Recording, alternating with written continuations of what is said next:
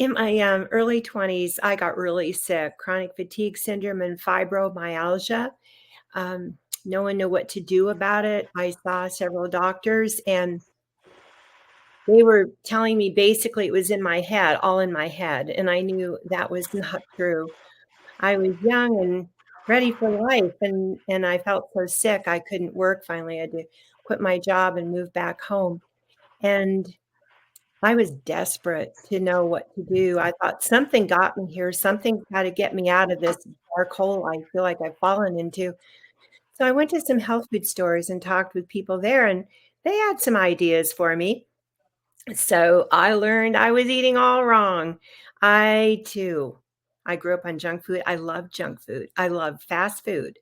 I like to go home with my little bag from a drive-through restaurant, and that was my dinner. I was a sugaraholic. I hated vegetables.